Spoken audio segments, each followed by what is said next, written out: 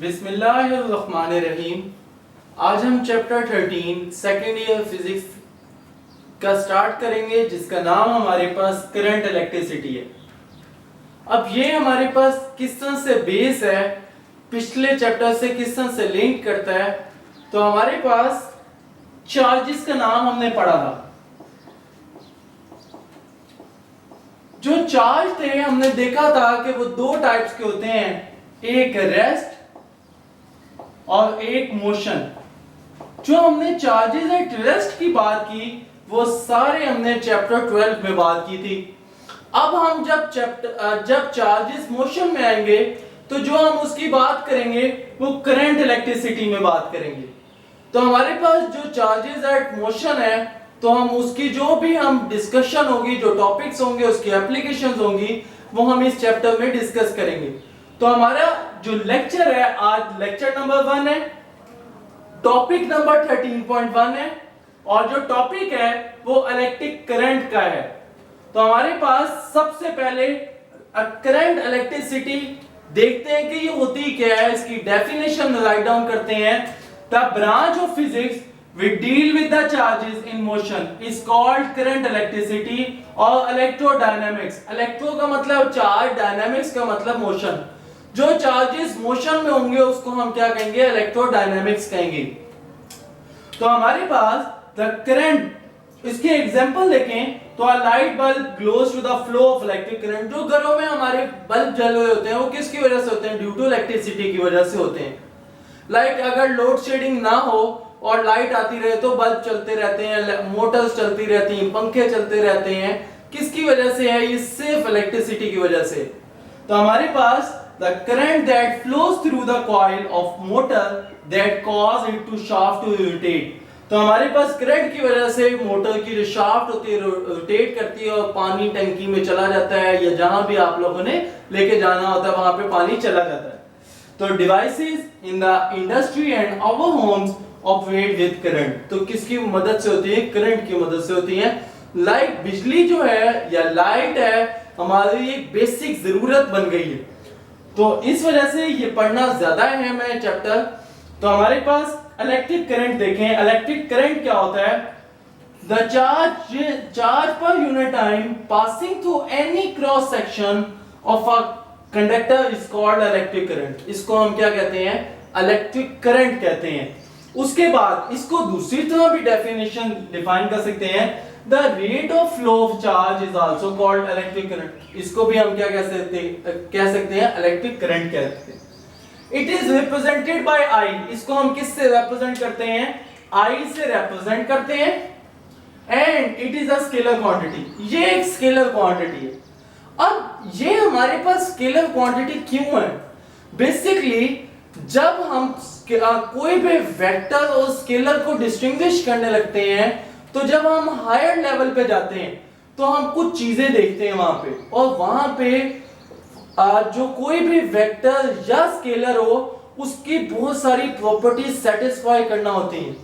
तो यहां पे जो करंट है इसकी कुछ प्रॉपर्टीज वायलेट कर जाती हैं, जिसकी वजह से जो करंट है ये वेक्टर नहीं है, लेकिन फिर भी इसकी डायरेक्शन आएगी। तो हमारे पास उसके ये हमारे पास स्केलर क्वांटिटी आ गई। उसके बाद वो हम आई को डिफाइन करते हैं करंट को। If a net charge delta q pass through any cross section of a conductor in time delta t, then electric current I is, तो इसका मैथमेटिकली फार्मूला क्या होगा, mathematically I is equal to delta q और delta t. तो small delta किसको represent कर रहा है, स्मॉल को। जब डेल्टा क्यू आएगा तो नीचे भी डेल्टा टी आएगा। अब इसका जो एसआई यूनिट है वो हमारे पास क्या है, इलेक्ट्रिक करंट का इज एम्पियर। ये साइंटिस्ट था, उसके नाम पे ही उसने उसका यूनिट रख दिया करंट का। तो एम्पियर साइंटिस्ट का नाम था, उसका एसआई यूनिट भी करंट का क्या है, एम्पियर है।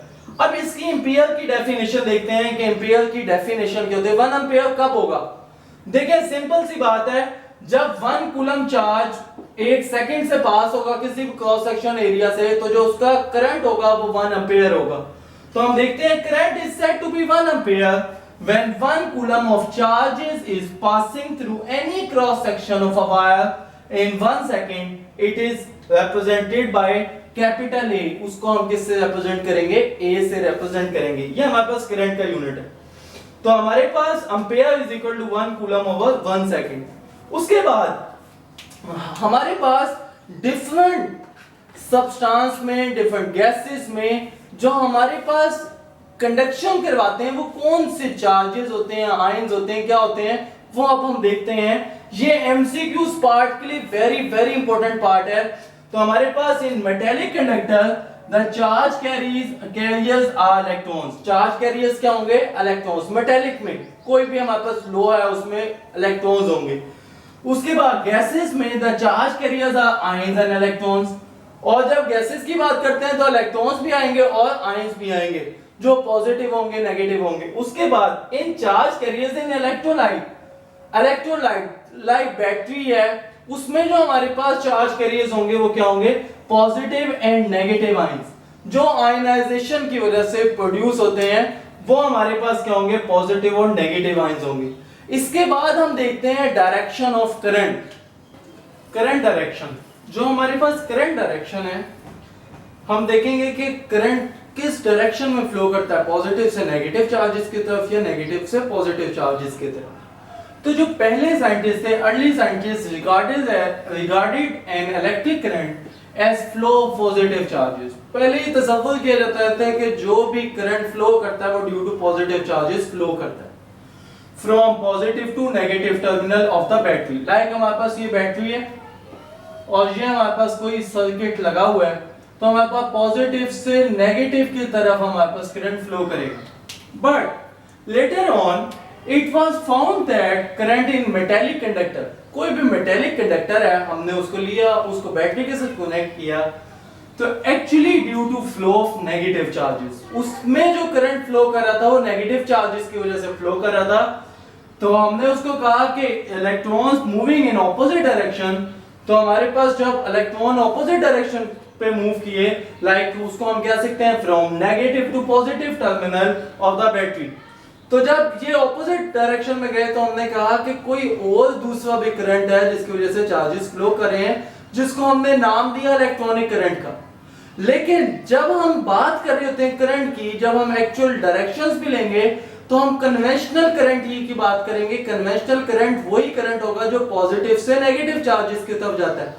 फिर हम नेक्स्ट वीडियो लेक्चर में देखेंगे कि हमारे पास जब भी हम बात करते हैं तो नेगेटिव से पॉजिटिव चार्ज की तरफ जाएं या पॉजिटिव से नेगेटिव चार्ज की तरफ जाएं तो हमारे पास जो करंट होता है वो सेम अमाउंट का होता है। बेशक हम कन्वेंशनल करंट की बात करें या इलेक्ट्रॉनिक करंट की बात करें तो वो हमारे पास इक्विवेलेंट आता है। तो हमारे पास यहाँ पे एक शॉर्ट क्वेश्चन बनता है कि what is conventional current and electronic current. अब हम उसको देखते हैं। जो कन्वेंशनल करंट होता है वो क्या होता है? Current due to positive charges is called conventional current, उसको हम क्या कहते हैं? Conventional current. और जो नेगेटिव चार्जेस की वजह से हो, लाइक इलेक्ट्रॉन्स की वजह से हो, उसको हम इलेक्ट्रॉनिक करंट कहते हैं। Current due to electrons are negative charge is called electronic current. फिर हम दूसरा डिफरेंस इसका देखते हैं, it flow from higher to lower potential. देखिए जो पॉजिटिव प्लेट होती है बैटरी की उसको हम हायर पोटेंशियल कहते हैं, जो नेगेटिव प्लेट होती है उसका लोअर पोटेंशियल होता है। तो हायर से लोअर की तरफ हमारे पास करंट चार्जेस मूव करते हैं। तो यही हमने लिखा है, it flow from higher to lower potential. और ये हमारे पास किसके इसके ऑपोजिट है, लोअर से हायर की तरफ।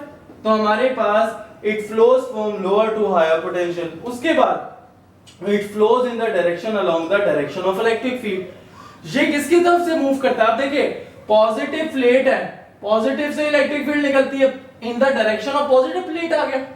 लेकिन जो नेगेटिव चार्ज है वो इसके अगेंस्ट मूव करेगा तो it flows in the direction against the direction of electric field. तो हमारे पास जो इलेक्ट्रॉन्स होंगे वो in the against of electric field होंगे क्योंकि पॉजिटिव से नेगेटिव चार्जेस मूव करते हैं, लेकिन जो इलेक्ट्रॉन है वो नेगेटिव से पॉजिटिव जा रहे हैं, इसके ऑपोजिट आया।